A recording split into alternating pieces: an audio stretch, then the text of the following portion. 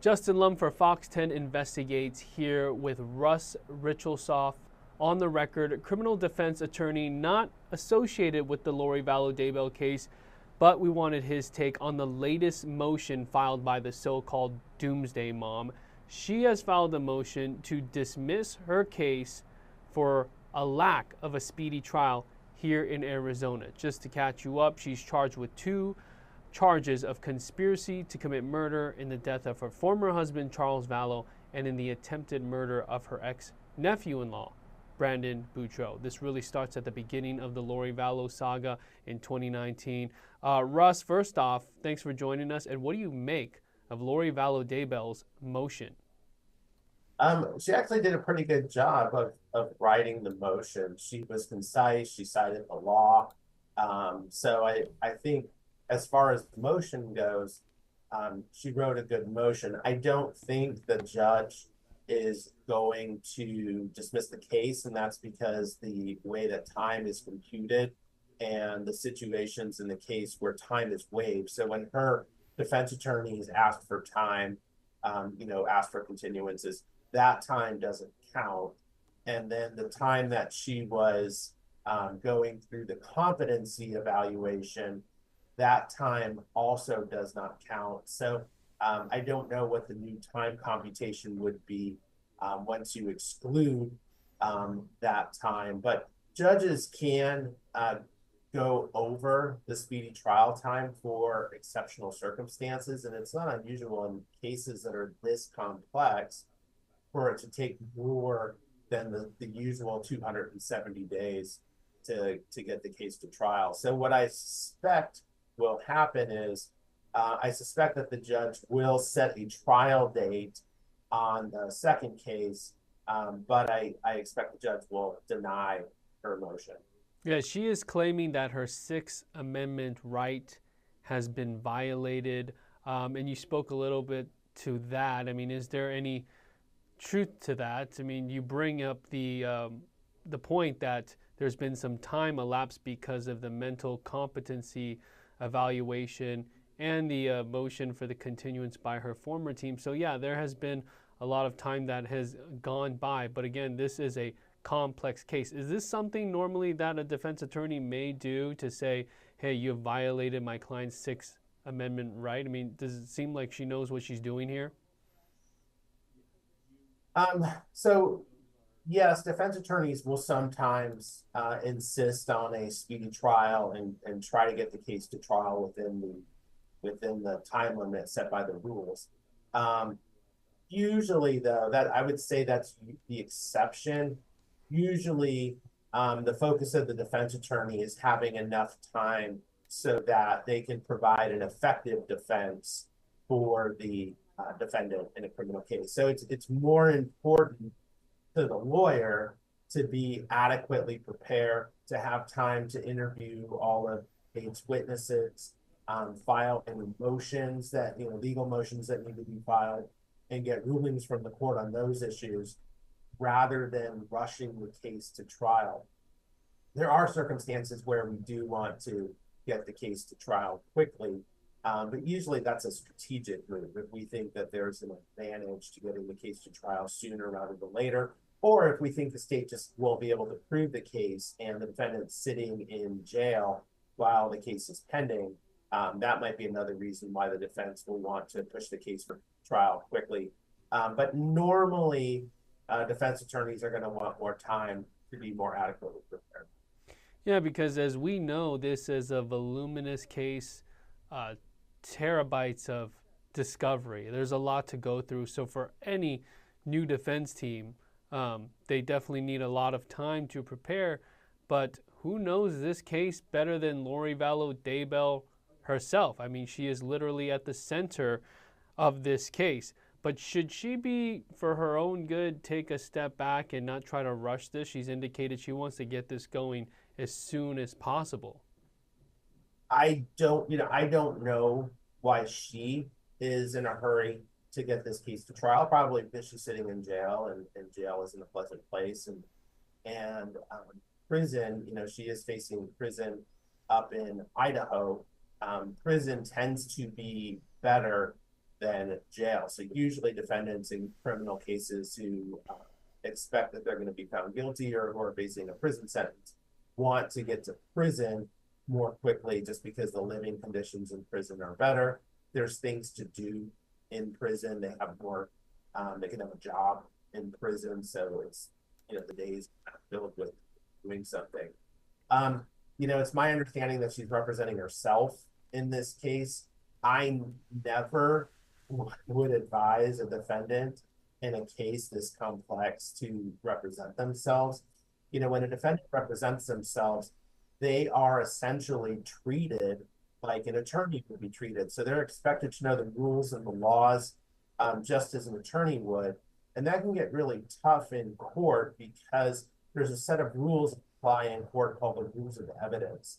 And these rules are tough. I mean, it's even tough for new lawyers to understand and have a good mastery of these rules.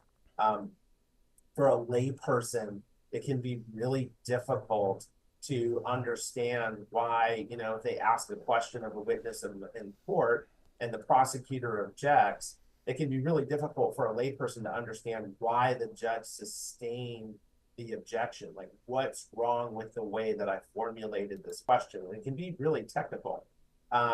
So it's difficult when a defendant represents themselves just because they're expected to, follow all of the rules of evidence and, know the statutes just as an attorney would. So I generally do not recommend people represent themselves in court.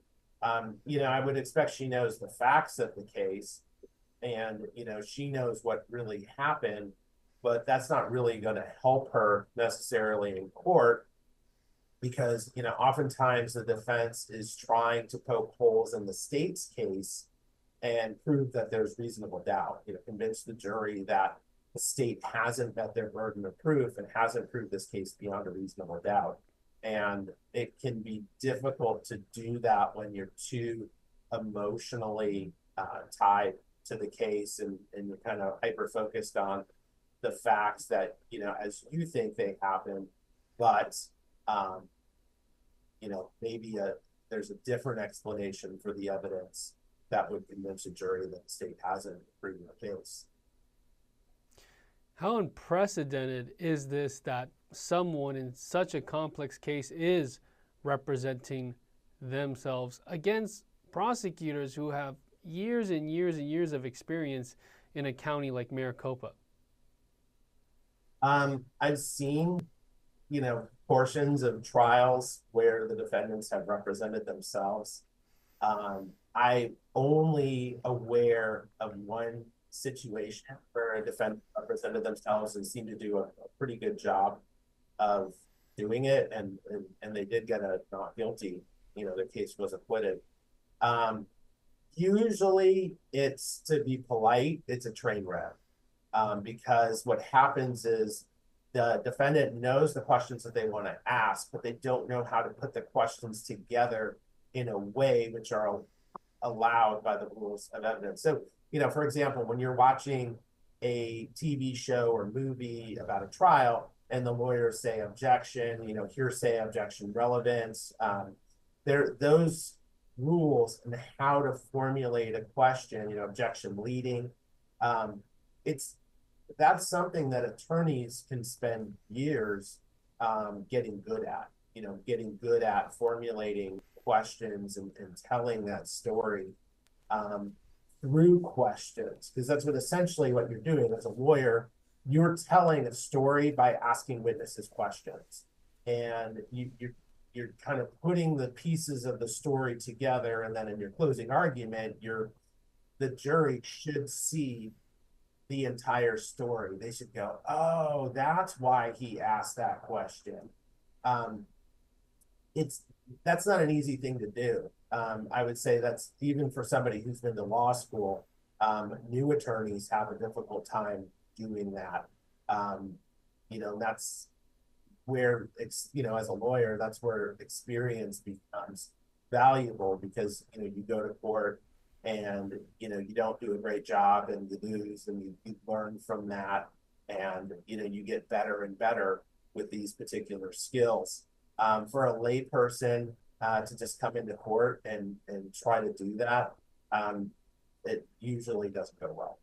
It takes so much time, so much repetition to get those muscles down, right? Not just telling the story and asking the questions, but like you mentioned, adding those objections and knowing when and what kind of objection you're bringing up, and then having that exact question, knowing the answer you're going to get from a witness, and that leaves that jury with that aha moment, or wow, good point there. So that's something obviously she's not used to doing. She may be studying case law and knows her case well, but because of that, could we see a lot of delays after the state presents its case and it's up to Lori Vallow Daybell to put her defense on, where we see a lot of sidebars and a lot of just delays there?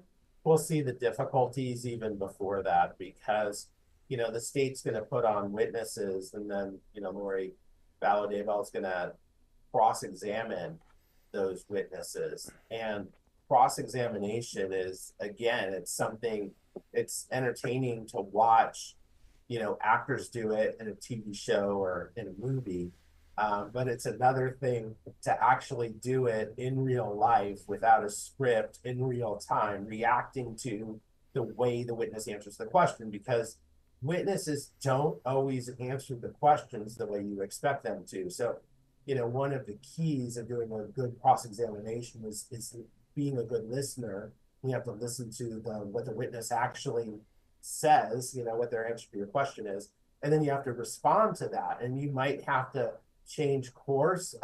You might not, you can't write out the script of questions for yourself, because inevitably the witnesses are going to go off the script, and you're going to have to come up with the questions on the fly. So again, it's just not something that's easy to do.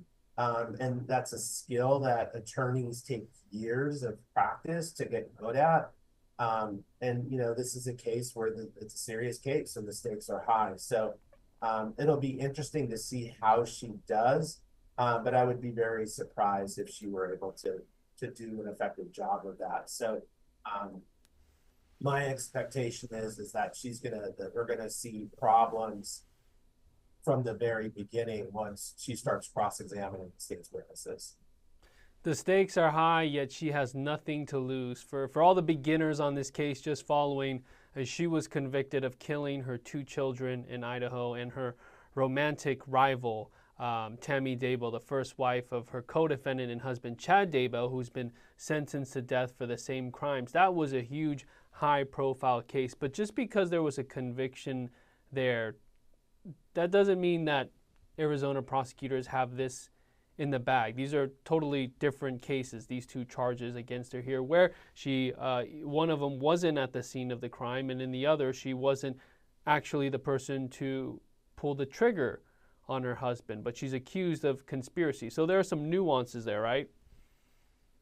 Some nuances, and the other thing that comes up at a trial are legal issues. So another thing that it's important for the lawyer to do at trial is make a good record of any legal issues. So if the judge makes a legal ruling that the defense doesn't agree with, that there's a good record for the Court of Appeals so that they can review it. And again, this is something that even new lawyers have trouble with this. It takes years to master this, of what you need to say to make a good record, what needs to be presented to make a good record. So you're preserving this issue for appeal so that an appellate court can look at it and say, yes, there's enough information here for us to determine that the trial court was in error in making this decision, and the conviction should be reversed. What are the most challenging aspects in defending someone against just pure murder conspiracy? Usually in these cases, the most challenging aspect is to just get through all of the discovery. So pre-trial, before the trial actually takes place, it's difficult to just get through that. Usually there's just a ton we don't really do paper, anymore. We're not exchanging paper discovery anymore. It's mostly electronic now, but there can be thousands or tens of thousands of pages of documents. There can be hundreds or thousands of photographs. There can be multiple expert witnesses. So just getting through all of the material, getting through all of the witness interviews, listening to all of those recordings, and then coming up with, as a defense attorney, you have to come up with a story that fits the facts, and but explains how your client isn't guilty. That's really the key is, coming up with a story that fits the facts and that explains why your client's not guilty of the offense. And I mean, technically under the law, the defendant isn't required to put forth a defense. The prosecutor has the burden of proof, and they have to prove the case beyond a reasonable doubt. But the reality is that juries expect to hear an explanation as to why the evidence presented by the state isn't proof that the defendant committed crime. Last thing, Russ, could you see Lori Vallow Daybell as her own defense put herself on the stand to testify on her behalf? When somebody is representing themselves, anything can happen. Those kinds of trials can be incredibly unpredictable. And, she's going to have to be careful so that she doesn't, if she doesn't intend on testifying, she's going to have to be careful to not testify in the course of, questioning her witnesses, putting on her opening statement. Because if she does essentially testify in those circumstances, even if she's not sitting on the stand, that could open the door to the prosecutor being able to cross-examine her.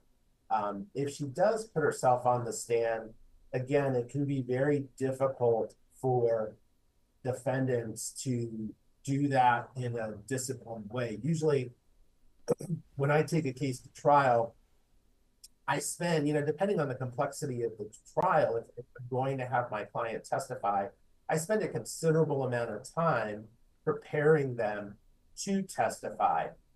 There's a right way to sit. There's a right way to answer the questions. There's, the right demeanor to have. And different cases, it can be different ways of doing that. It's going to be very difficult for her to take the stand herself. And oftentimes what happens in these trials, usually the court does have advisory counsel who's there and available to give the defendant who's representing themselves advice and explain the rules to them and try to keep them on the tracks.